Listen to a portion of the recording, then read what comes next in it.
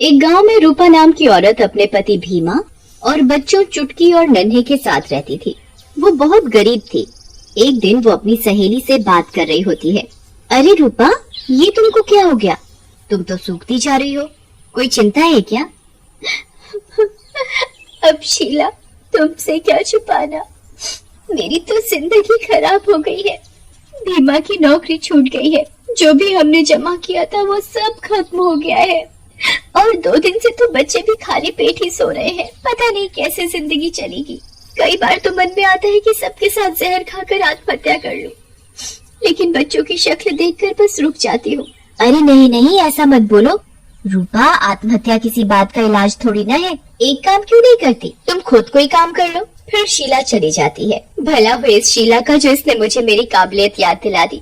अभी करवा चौथ भी आ रहा है, क्यों ना मेहंदी लगा दो लोगों को, पैसे भी अच्छे मिल जाएंगे। ऐसा सोचकर रूपा औरतों को मेहंदी लगाने लग जाती है। जल्दी ही पूरे गांव में उसकी मेहंदी के चर्चे फैल जाते हैं और औरतें मेहंदी लगवाने उसके पास आने लगती है। अरे वाह रूपा बहन, तुम्हारी कलाकारी का भी जवाब नहीं। क्या डिजाइन बनाती हो आप, हाथों में मजा आ जाता है। अरे बहन, ये तो बस आप लोगों का प्यार है, मैं तो लगा लेती हूँ बस थोड़ा बहुत। फिर एक दिन रूपा को पड़ोस के गांव से मेहंदी लगवाने का बुलावा आता है। रूपा भी पैसे के चक्कर में वहाँ मेहंदी लगाने चली जाती है। बहन, अब देखना मेरी मेहंदी का कमाल। आपकी सुहाग रात वाले दिन आपके पति आपकी तारीफ करते नहीं थकेंगे। अगर सच में ऐसा हुआ तो रूपा बहन, मैं आपको माला माल कर दूंगी। फिर रूपा लड़की को मेहंदी लगाकर वहाँ से वापस घर की ओर चल देती है। आज तो टाइम का पता ही नहीं चला, रात हो गई काफी। भीमा और बच्चे घर पर इंतजार कर रहे होंगे। तभी रूपा को कोई आवाज सुनाई देती है, जैसे उसे कोई बुला रहा हो। लेकिन रूपा कुछ नहीं बोलती और चलती रहती है। लेकिन तभी आवाजें और जोर जोर से आने लगती हैं। कौन है और मुझे क्यों आवाजें लगा रहा है? देखो, जो कोई भी हो सामने आ जाओ। तभी एक चुड़ैल उसके सामने आ जाती है। ले औरत, तेरी इच्छा भी पूरी कर दी। मैं आ गई सामने। रूपा चुड़ैल को देखकर डर जाती है और वहाँ से भागने लगती है। ये कहाँ फंस गई? ये तो चुड़ैल है, आसपास कोई भी नहीं है, भागो रे। लेकिन चुड़ैल उसके सामने आ जाती है।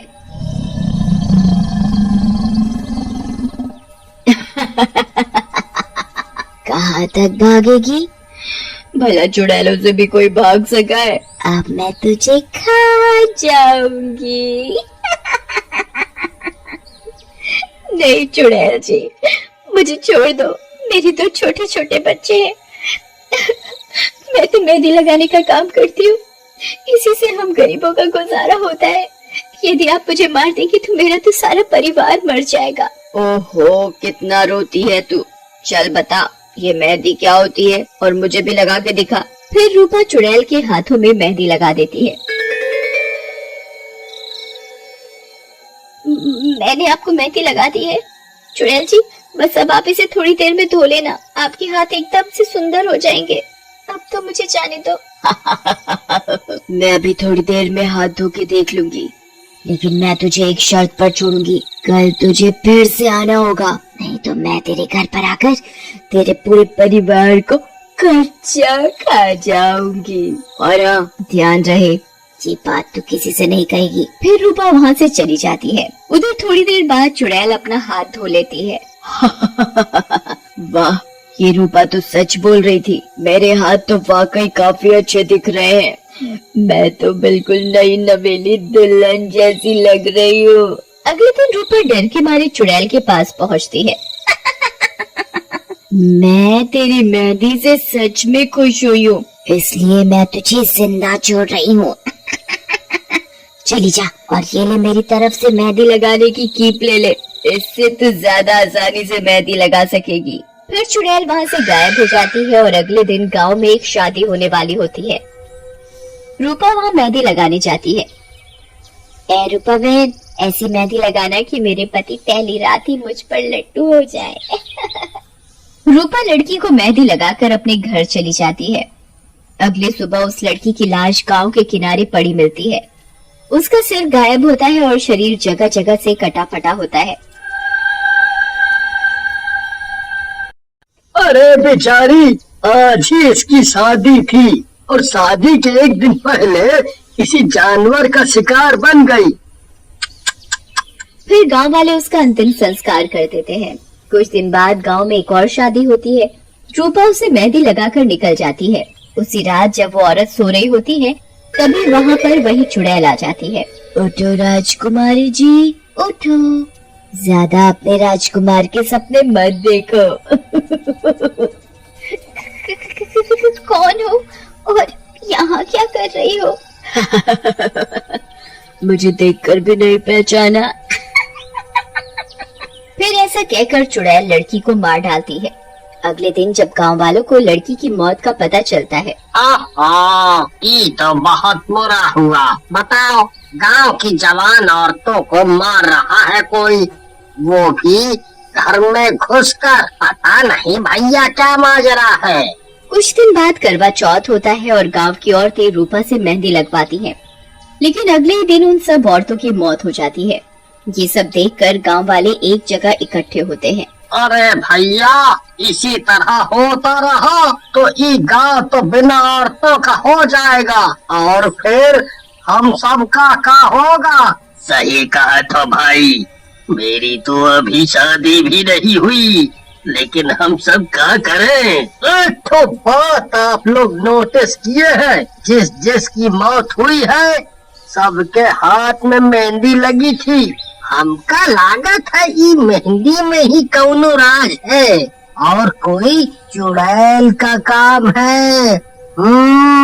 फिर गांव वाले एक योजना बनाते हैं और पुत्तन नाम के एक आदमी को औरत का भेष बनाकर बिठा देते हैं और रूपा को भी मेहंदी लगवाने के लिए बुलाते हैं।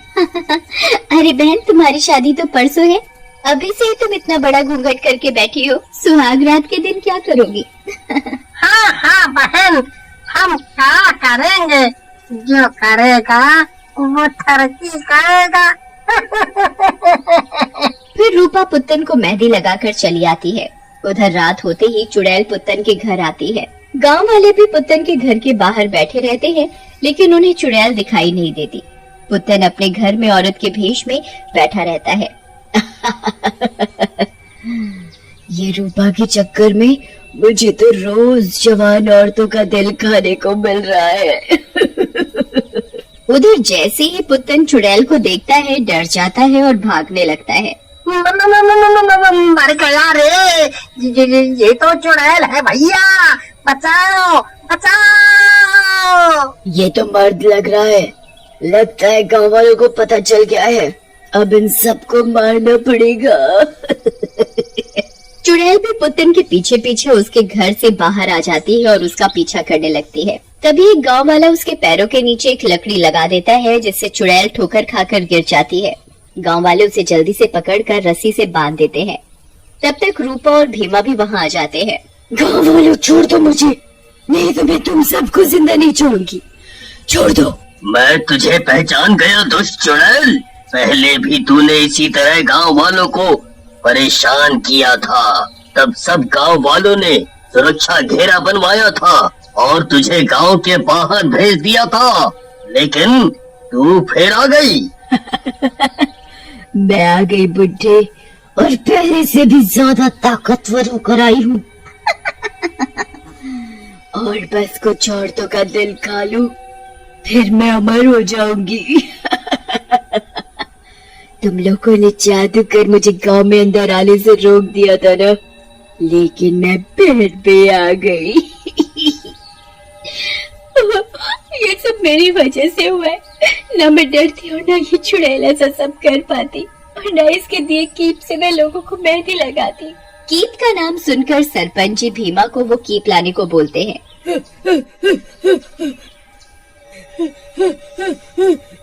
भीमा जल्दी से जाकर कीप ले आता है।